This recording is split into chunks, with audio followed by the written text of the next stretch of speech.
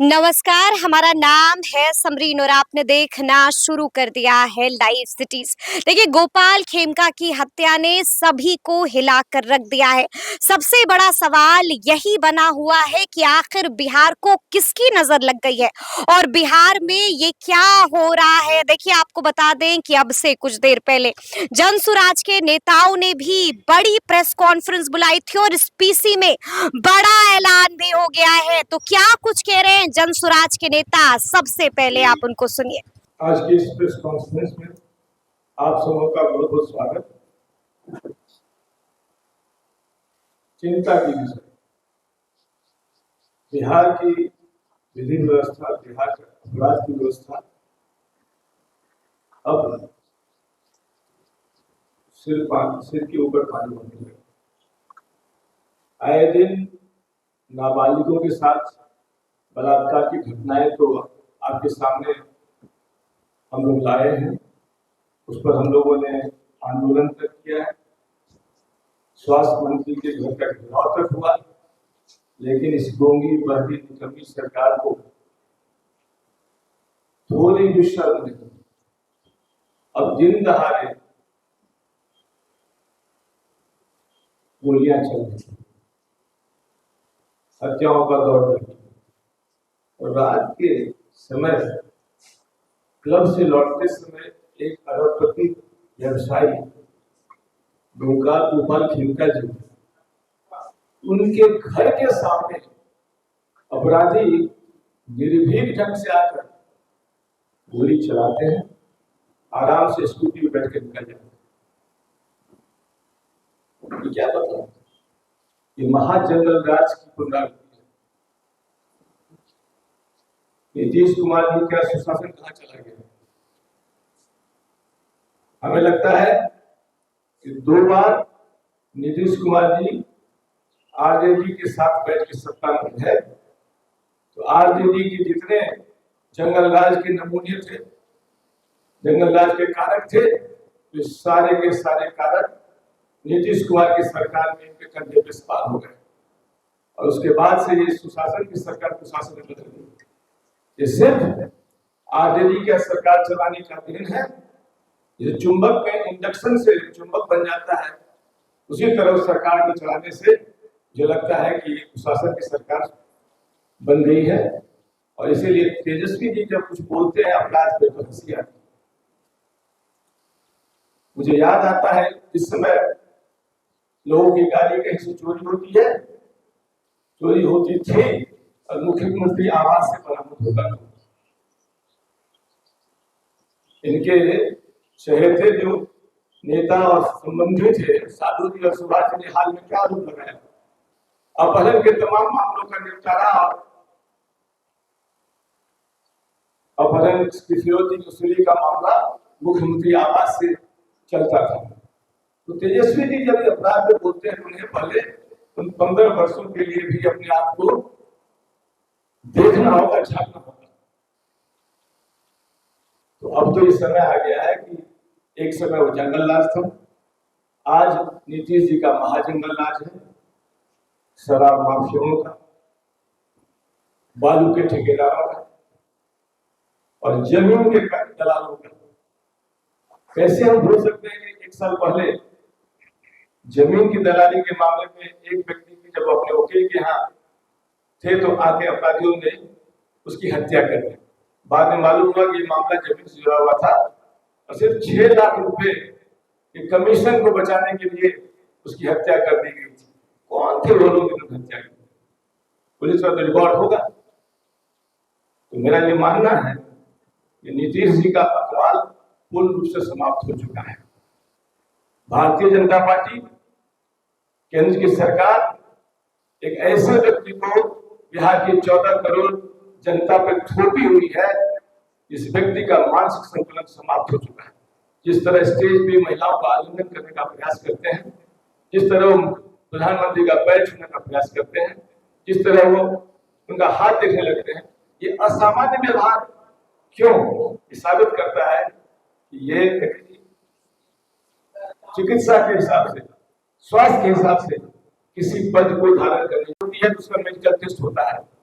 मैं तो आज आपके माध्यम से मांग करता हूं, बिहार सरकार में हिम्मत है, केंद्र सरकार में हिम्मत है, तो एक चिकित्सक से इनकी मानसिक जांच कराएं, इनका मानसिक संतुलन जो बिगड़ा हुआ है उसका जांच कराएं और उसका मेडिकल प्रेजेंट जारी करें। बार बार हमने मांग किया, जनसुराज ने मांग किया, तो आखिर चला कौन है?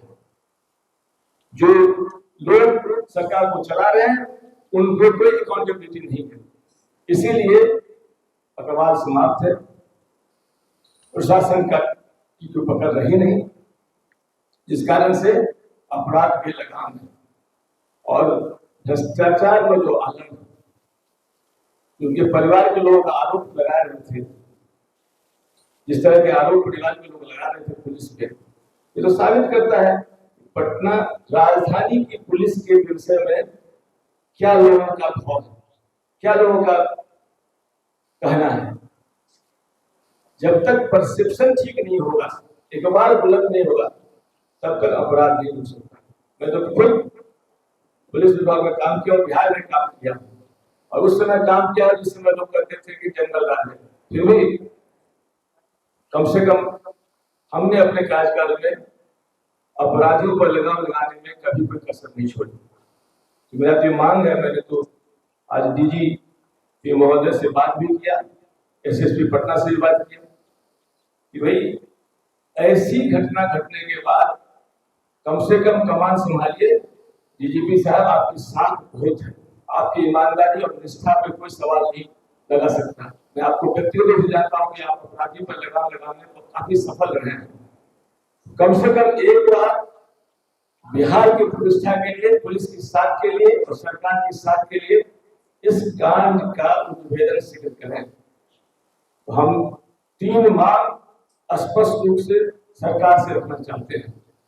जनसुराज की तरफ से हमारी 3 मांगे हैं।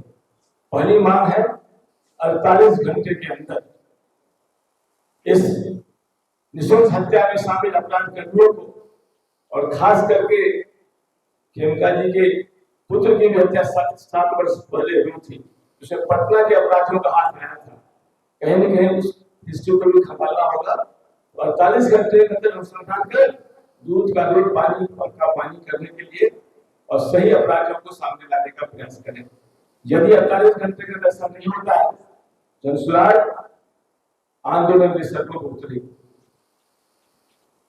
दूसरी मेरी मांग है कि डबल इंजन की सरकार कहा जा रहा है, ऐसे मुख्यमंत्री के साथ हम काम कर रहे हैं जिनका एक बार खत्म हो चुका है, तो ये बहुत हो चुका है।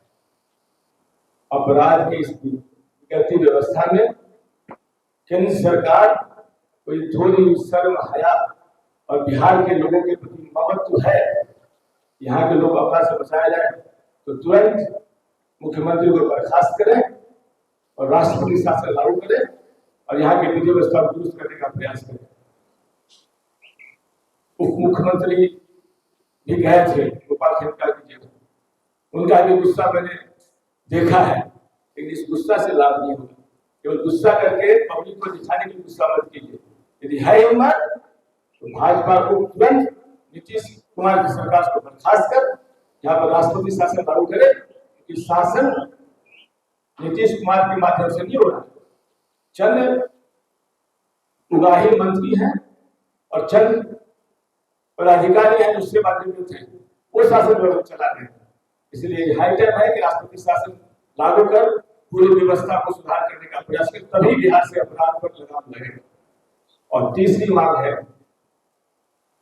जो सीसीटीवी फुटेज पे अपराधी आया है उस पे, और जो आपकी सीसीटीवी बाकी जगह पे लगे पूरा ट्रैक करें और पटना की जनता हिंदुस्तान में देखिए, ये बहुत प्रमुखता से पटना के बड़े कारोबारी गोपाल खेमका की हत्या, ये प्रत्येक दिन अखबार में इस तरह की खबरें छप रही है। कल सिवान में घटना घटी, परसों 3 लोग ऑन स्पॉट मारे गए। रात में गोपाल खेमका की 11 बजे क्लब से लौटते हुए घर के पास हत्या कर दी जाती है। महज 300 मीटर के अंदर थाना है, एसएसपी का आवास है, एसएसपी कार्यालय है, जिलाधिकारी का कार्यालय आवास है, और वो पॉश एरिया है, मोरिया होटल और फ्रांस होटल सब। उसके बावजूद इस तरह का हत्या होना अपने आप में आश्चर्यजनक है। और उससे भी ज्यादा पुलिस का जो रवैया रहा है वो बहुत ही संवेदनहीन रवैया है। घटना के 1.5 घंटे के बाद वो अस्पताल जाता है। जो पीड़ित का घर है वो 2:30 बजे रात में एसपी आता है और परिवार का लोग, ये मैं नहीं कहता, ये परिवार का लोग कह रहा है कि रात में पोस्टमार्टम के लिए जिलाधिकारी ने परमिशन दे दिया, तब भी पुलिस प्रशासन ने कोई सहयोग नहीं किया। नीतीश जी के राज में भारतीय जनता पार्टी जिसके सहयोग से चल रही है, अपराध चरम पे। आज जब हम लोग राष्ट्रीय अध्यक्ष जी, प्रदेश अध्यक्ष जी और लोग मिलने के लिए, तो जो गोपाल खेमका जी के भाई उन्होंने कहा कि लालू के राज में हम लोग देखे कि यहां से व्यापारी पलायन कर रहा था, लेकिन 2005 में जब नीतीश जी की सत्ता आई तो लगा कि अब यहाँ माहौल 10 साल में बनेगा, लेकिन अब तो बड़े पैमाने पर यहाँ से पलायन शुरू हो जाएगा। इस तरह से हत्याएं शुरू हो रही है और चिन्हित करके मारा जा रहा है। गोपाल खेमका की हत्या राज्य सरकार की सत्ता पर एक बड़ा कलंक है। ये हत्या इसीलिए हो रही है कि अपराध होते हैं तो अपराध पर लगाम के लिए कार्रवाई होनी चाहिए, लेकिन पुलिस सिर्फ इतना समझती है कि उसको पकड़ के जेल में डाल देना है, उसके बाद उसका कोई भी स्पीडी ट्रायल उसका नहीं होता है, गवर्नमेंट का काम अभियोजन करना वो नहीं होता है, और बेल करा के वो छुट्टी घूम जाता है और फिर वो अपराध में लग जाता है। इस तरह की हत्या यदि नीतीश कुमार जी ने अपना इकबाल खो दिया है। परिवार का ये लोग कहा कि हमारे बेटे की हत्या 2018 में हुई थी, तो तेजस्वी यादव जी कैंडल लेकर कैंडल मार्च किए थे, लेकिन जब सरकार में गए हम लोगों ने जाके कहा भी कि भाई उसमें 4 अपराधी है, आप सरकार में हैं, सहयोग कीजिए, तो कुछ नहीं किया।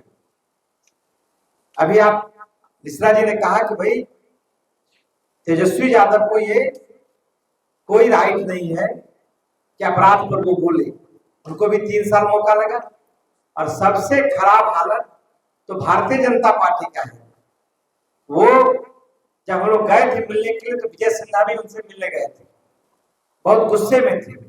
उनको शर्म भी नहीं आती कि सरकार भाजपा के सहयोग से चल रही है और जो भारतीय जनता पार्टी के नेता है उसकी सरेआम हत्या हो जाती है और आपका पुलिस समय पर पहुंचती भी नहीं है, मदद भी नहीं करती है। इससे बड़ा शर्म का कुछ चीज नहीं हो सकता है। लाज को भी लजाने वाला है। भाजपा निर्लज है और नीतीश कुमार की हालत तो आप जानते ही हैं कि नीतीश की सरकार कोई नीतीश ही नहीं, समय पर पहुंचती भी नहीं है, मदद भी नहीं करती है। इससे बड़ा शर्म का कुछ चीज नहीं हो सकता है। लाज को भी लजाने वाला है। भाजपा निर्लज है और नीतीश कुमार की हालत तो आप जानते ही हैं कि नीतीश की सरकार कोई नीतीश ही नहीं चलाते हैं। कई बार ने प्रशांत किशोर जी ने भी, जनसुराज ने भी कहा कि वो शारीरिक रूप से, मानसिक रूप से अस्वस्थ है।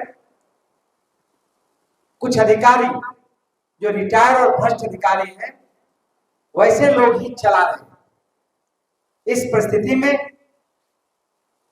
प्रधानमंत्री जी को जो बार बार अभी बिहार आ रहे हैं, तो बिहार के लोग उनसे सवाल करना चाह रहे हैं कि भाई कब तक, कितने लोगों का अर्थी घर से उठते रहेगा। एक यदि 2018 में विजय खेमका के बेटा की हत्या के बाद अपराधी पर कार्रवाई होता तो विजय खेमका की जान नहीं जाती। उनके बेटा की हत्या में 4 थे, उसमें एक का मर्डर हो गया और 3 आज भी छूटा हुआ है। तो जब घटना घटती है तो उसमें प्रशासन सजग होती है। पटना में जब उस इलाके में लोग सुरक्षित नहीं है तो बिहार की आप हालत समझ सकते हैं।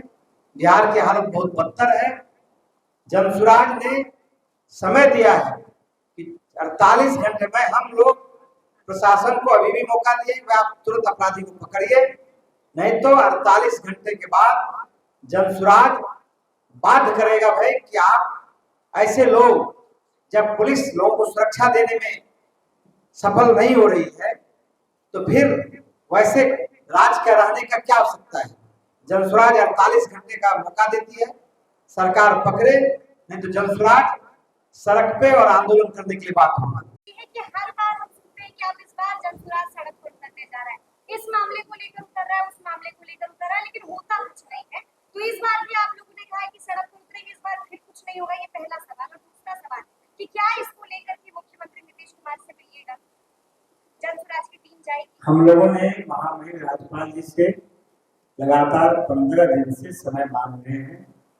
प्रशांत किशोर जी स्वयं और पार्टी का डेलीगेट जो राज्य में लगातार नाबालिग लड़की के साथ रेप हुआ है, मुजफ्फरपुर की घटना जानते हैं, बेतिया की घटना जानते हैं, गया की घटना, आरा की घटना, जहां 12 वर्ष 6 वर्ष बच्चे के साथ रेप हुआ है। महामहिम ने समय भी दिया था, लेकिन फिर बाद में उन्होंने कई काम का हवाला देकर उन्होंने रद्द किया।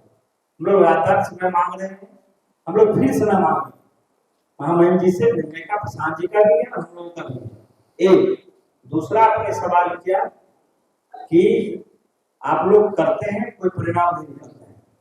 जो हमारा काम है, जो हमारा ड्यूटी है, वो काम कर रहे हैं, उसमें हम कोई समझौता नहीं कर रहे। जो लोगों का समस्या है, उन्होंने चर्चा की कि जेल से घटना घटी है। आप याद कीजिए 2005 से 10 के बीच में जितने भी दुर्दांत अपराधी थे, सभी अपराधियों का यहाँ से ट्रांसफर भागलपुर कर दिया गया था और स्पीडी ट्रायल बहुत तेजी से हुआ था, अपराध घट गई थी, लगाम लग गया था अपराध पर। आज वो तमाम दुर्दांत अपराधी बेऊर जेल में उपस्थित है। जितनी भी बड़ी घटना घट रही है, सबका सूत्र उस जेल में है। हम सरकार से डिमांड करते हैं तो वैसे अपराधी को इमीडिएट, जो कैंप जेल है भागलपुर सेंट्रल जेल, उसमें भी एक कैंप जेल है, उसमें भेजा जाए। सरकार बिल्कुल इस मामले में विफल है। सिर्फ बेऊर जेल में नहीं, बिहार के लगभग सभी जेल में, भागलपुर कैंप जेल छोड़ दीजिए, सब जगह मोबाइल है, सब जगह सुविधा है। इसीलिए सरकार का इकबाल खत्म हो गया है। पैसा के बल पर सत्ता से मिलकर वो सारा सुविधा ले रहा है। तो वैसे चीज का इमीडिएट नियंत्रण करे, उसको और स्पीडी ट्रायल को बढ़ावे, तभी अपराध रुक सकता है। तो सुना आपने कि जनसुराज के नेताओं ने कौन सा बड़ा ऐलान कर दिया है। 48 घंटों का वक्त दे दिया है और साफ साफ कह दिया है कि अगर 48 घंटों के भीतर गोपाल खेमका को इंसाफ नहीं मिलता है तो फिर हम सड़कों पर उतरेंगे। तो अब देखना होगा कि आगे आगे क्या कुछ होता है। तो फिर ये पूरी खबर, पूरी जानकारी आपको कैसी लगी है, कमेंट करके हमें जरूर बताइएगा। तो ऐसे तमाम अपडेट्स के लिए बिल्कुल ऐसे ही हमारे साथ बने रहिएगा और देखते रहिएगा लाइव सिटीज। बहुत शुक्रिया।